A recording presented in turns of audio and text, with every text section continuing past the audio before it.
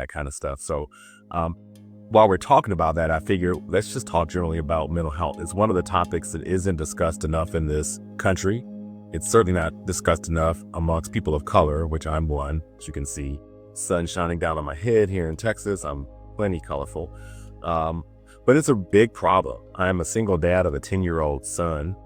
He's in the 5th grade, going into the 5th grade, really in about a week. And I have watched over the last 6 or 7 years since he started school, all of the challenges that he and his friends are having around issues of just mental well-being. And I'm not saying a lot of these kids are sick or anything like that, although there's nothing wrong with that either. But just the difficulty with which children are having navigating life compared to what I recall when I was a kid. I remember distinctly what life was like when I was in the 5th grade. I remember my teacher. I went to Collect Educational Center in Detroit, Michigan. I had Miss Harrell as the homeroom teacher. I just remember being a relatively carefree experience. Now, I was bullied quite a bit, not in terms of words or whatever. I was kind of bullied because I was a smart kid. I got straight A's, that kind of stuff. And so I was the nerd, or one of them, not all of them. And I was one of those kids that didn't really like to fight. I was afraid of fighting because I thought I was going to get kicked out of school. So I struggled with some of that stuff. I got beat up maybe once a week, that kind of thing. But it wasn't anything that was serious enough to cause my parents to come up to the school or anything like that. It was just kind of, rough housing, I think is what we called it back then. And eventually I stood up for myself, and that was the end of that. By the time we got to 7th or 8th grade, I grew a little bit. I got sick of the bullshit, and I just let folks have it. And that was the end of it. But, that's about all I remember about difficult.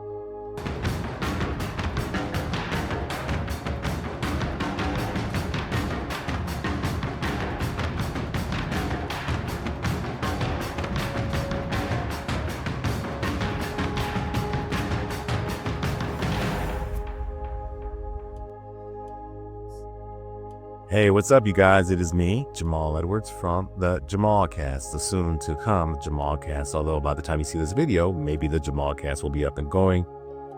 Still figuring all these details out. I'm a single dad. I'm working attorney. Got a bunch of other stuff going on. So, but I was inspired to begin being more open and free and sharing my life, my experiences, and my opinions about everything. So the JamalCast was something I could get away with or away from, and I did not want to wait. So I'm starting this now, and I thought I'd stop for a minute and talk a little bit about mental health, because it's a big reason why I'm doing this. This isn't just for you guys, whoever's listening and enjoying this, is for me, because one of my gifts is speaking and talking and sharing and really just, being myself. And having these conversations, sharing this content is helping me process my life, my experiences, and the way I navigate the world. And so it's helping me in a lot of ways. And that's good for my mental health, for my sanity, my spiritual well-being, all that kind of stuff. So while we're talking about that, I figure let's just talk generally about mental health. It's one of the topics that isn't discussed enough in this country. It's certainly not discussed enough amongst people of color, which I'm one, as you can see. Sun shining down on my head here in Texas. I'm plenty colorful. But it's a big problem. I'm a single dad of a 10-year-old son. He's in the 5th grade, going into the 5th grade, really in about a week. And I have watched over the last 6 or 7 years since he started school, all of the challenges that he and his friends are having around issues of just mental well-being. And I'm not saying a lot of these kids are sick or anything like that, although there's nothing wrong with that either. But just the difficulty with which children are having navigating life compared to what I recall when I was a kid. I remember distinctly what life was like when I was in the 5th grade. I remember my teacher. I went to Collect Educational Center in Detroit, Michigan. I had Miss Harrell as the homeroom teacher. I just remember being a relatively carefree experience. Now, I was bullied quite a bit, not in terms of words or whatever. I was kind of bullied because I was a smart kid. I got straight A's, that kind of stuff. And so I was the nerd, or one of them, not all of them. And I was one of those kids that didn't really like to fight. I was afraid of fighting because I thought I was going to get kicked out of school. So I struggled with some of that stuff. I got beat up maybe once a week, that kind of thing. But it wasn't anything that was serious enough to cause my parents to come up to the school or anything like that. It was just kind of, roughhousing, I think is what we called it back then. And eventually I stood up for myself, and that was the end of that. By the time we got to 7th or 8th grade, I grew a little bit. I got sick of the bullshit, and I just let folks have it. And that was the end of it. But that's about all I remember about difficulty in elementary and middle school. I just don't remember the kinds of challenges that these kids are facing today. Now, of course, this was in the 80s, and we didn't have the internet or Facebook or social media or any of those kind of things.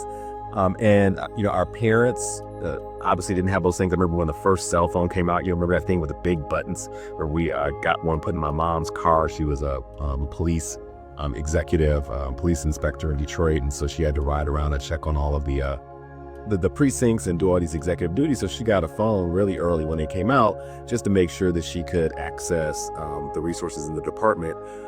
And man, it was huge, and it had these buttons, and it was loud, and you couldn't do much with it. You could only talk for a little while. It was very expensive, all that kind of stuff.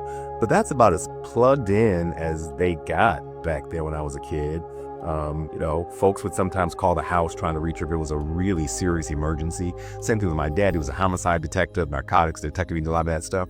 But most of the time, even as serious as that stuff was, trying to find somebody who killed somebody or trying to stop folks from, committing drug offenses or doing those kind of things, folks weren't blowing up his phone all night when we were at home.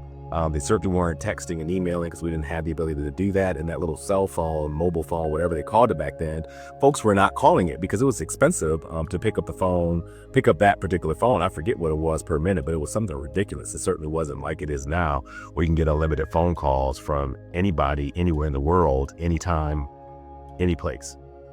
So I feel like, one, we focus on what the kids are going through, which is certainly something of my concern, particularly being a parent.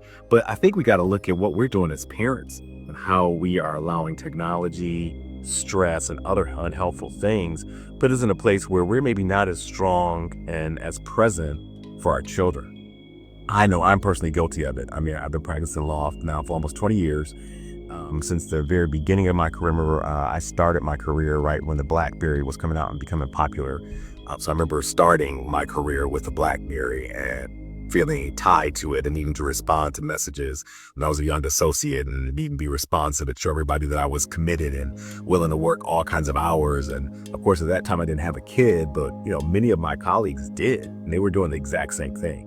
And I wonder if some of the things that we're doing as parents are contributing to what our kids are going through right now. I certainly am going to own that I haven't always been as present as I could have been as a father for my child. I've done some great things with him. I think I'm an excellent dad. I'm far from perfect. And, so was my dad, but he was great too. But I look back and think, some folks say maybe what's going on with these kids is the hormones and the food and, all the technology and everything else that's sort of in the social media, the ability, the greater access that folks have to kind of make people's lives difficult and unpleasant because of social media and technology, that we blame all those things. But I don't know that I've heard a lot of parents say what I'm getting ready to say, which is that I think some of it is really not those things. It's about the decisions we've made or failed to make as parents, because we as parents have the ability to protect our kids from some of that stuff. Now, I'm not going to ever be the guy that says shut out social media, because I think social media is useful. I think it's helpful, and I think kids can benefit from it. I've seen some kids do some great things in social media. One of my son's friends has a YouTube channel, and she's posting all kind of cute little videos. And I consider one of my kids back in Chicago. I've known her since she was a little girl. She's got an Instagram page, and she's always posting great little stuff, sharing her experiences, directing primarily at her friends, but of course all of her family members and close adult friends who are watching her. And it's all appropriate. And I think I know her mom, because I know her mom very well, and her dad. They're monitoring it, so it's she's protected in that way. So I'm not saying I would cut it all off, but on the other hand, we as parents, one of our primary roles is to serve as guardians for our children, to help them navigate this world, help protect them from some of the things that we know better, but they don't know better.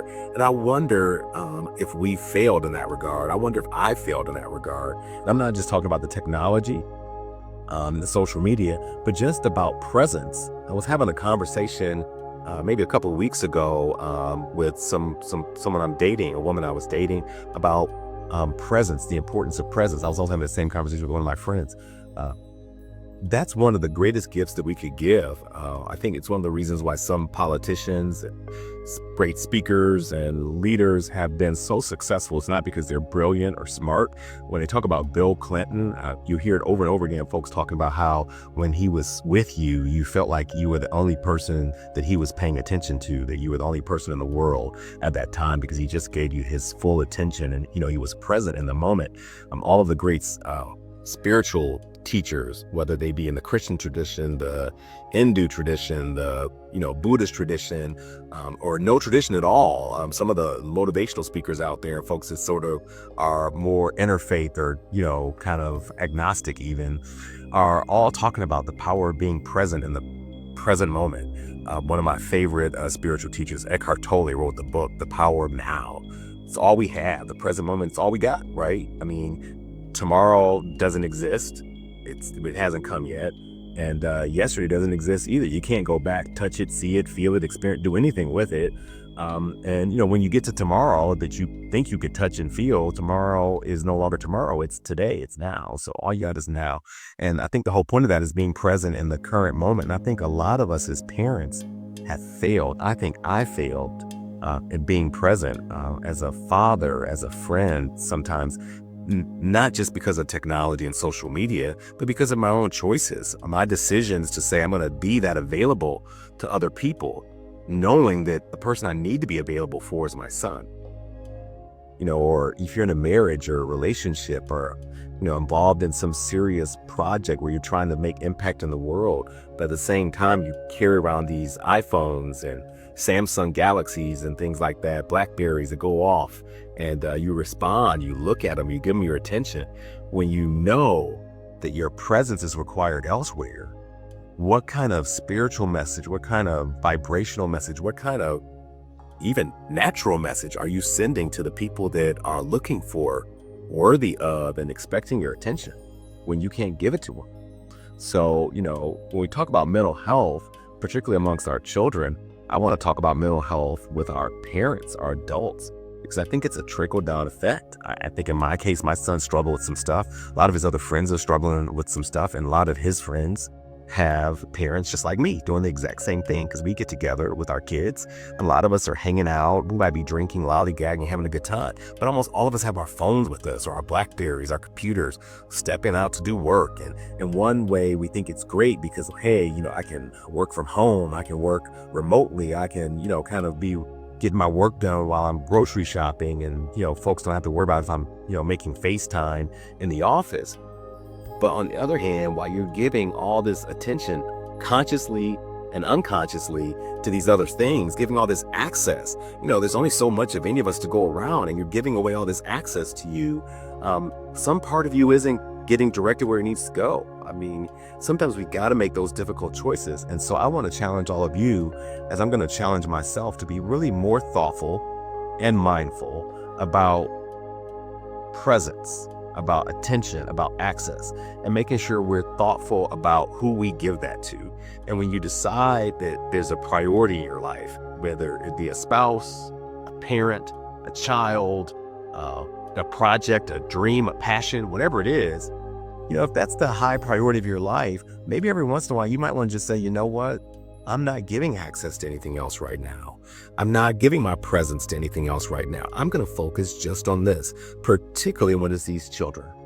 I think that creates the blocking protection kind of thing that, whether there's social media or not, I think helps ground them, helps them feel more secure, helps them feel more confident, loved, and appreciated. It helps them learn a better way to be a person, a child, a parent eventually. Because as you all know, we copy the examples of our parents.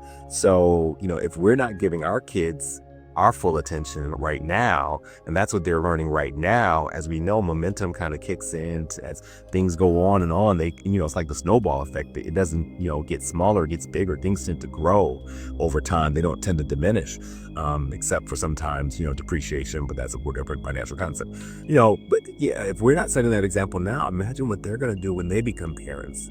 And if they're struggling like they are now, which they are, I think it's unprecedented the amount of mental illness and suicide and depression, anxiety, all those kind of things that are going on with our children compared to what I remember when I was a kid. I just don't remember a lot of kids needing special services in school and any of that kind of stuff. But it's happening a lot in every school my son's gone to.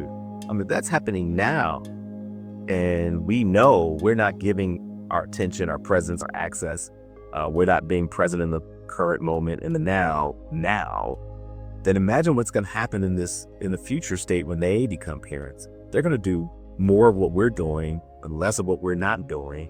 And their kids are probably going to be worse off. So I really think we've got a big problem to tackle here. I want to encourage all of my parent friends, all of my aspiring parent friends to say, you know what, I'm going to make my child a priority. And when it comes to these phones, it's wonderful that I could do this right now, could be on the spur of the moment.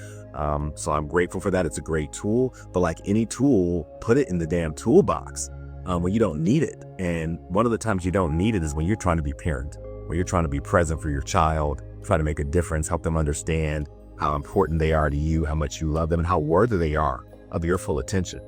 Put the stuff away, give them your attention, not just the social media and the technology, everything, the TV, all those other kind of things.